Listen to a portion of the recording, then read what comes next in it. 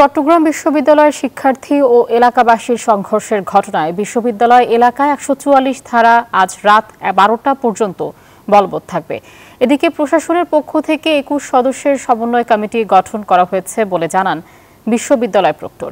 তারা ঘটনা তদন্তে নতুন কমিটি করে দেবে বলেও জানান তিনি। এদিকে বিশ্ববিদ্যালয়ের ক্লাস পরীক্ষা আজও স্থগিত রয়েছে।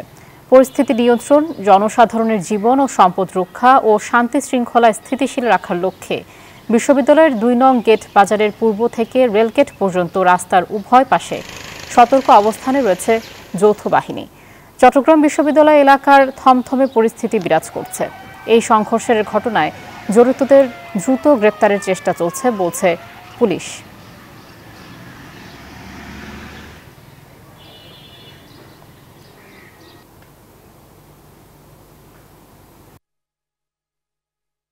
এর আগের ঘন্টায় কিন্তু আমরা দেখানোর চেষ্টা করছি যেখানে দুপক্ষের সংঘর্ষের ঘটনা ঘটেছে সে জায়গায় চলে এসেছি। দেখতে পাচ্ছেন একেবারে শান্ত পরিবেশ। আমরা দেখছি সেনাবাহিনী থেকে শুরু করে বিজিবি, পুলিশ, র্যাব তাদের যে টহল তারা অব্যাহত যেমনটা রেখেছে, তেমনিভাবে কিন্তু আগের মতো যে গ্রামে যে শান্ত পরিবেশ ছিল, যে জোবরা গ্রাম, সে জোবরা গ্রামে কিন্তু এখন আর অশান্ত নেই।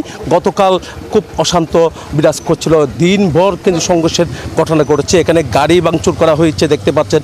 এখানে আমরা দেখতে পাচ্ছি বিভিন্ন ঘরবাড়ি ভাঙচুর করা হয়েছে।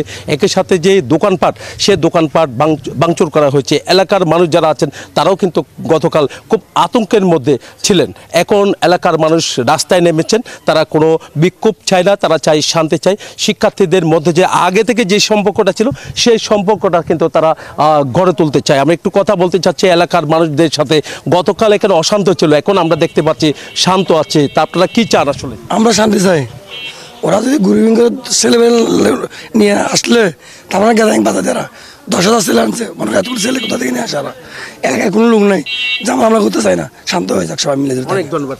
কেমন আমরা শান্ত পরিবেশ চাই।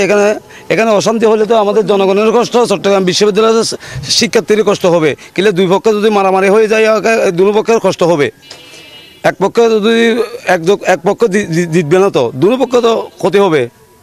আচ্ছা, আতঙ্ক কাটছে, ছাত্ররা খারাপ আমরা বলতেছি না। কিছু ছাত্ররা উস্কানিমূলকভাবে উস্কানি দেওয়াতে আমাদের এই পরিবেশটা হয়েছে এবং এই নষ্টটা হয়েছে, এই ক্ষতিটা আমাদের হয়েছে। তাদের আমরা উপযুক্ত শাস্তি চাই, যারা উস্কানিমূলক দেয় তাদের শাস্তি চাই। এলাকায় যেগুলো ক্ষতিগ্রস্ত হয়েছে সেগুলো একটু ক্ষতিপূরণ দিতে হবে, নাহলে তারা অসহায় মানুষ সবাই। ধন্যবাদ। আমরা এতক্ষণ ধরে কথা বলেছি এলাকার মানুষের সাথে, তারাও কিন্তু অনেকটা ক্ষতিগ্রস্ত হয়েছে বলে তারা আমাদেরকে জানিয়েছেন। এই ছিল আমার এখানকার সর্বশেষ। ফিরে যাচ্ছি স্টুডিওতে আয়েশার কাছে।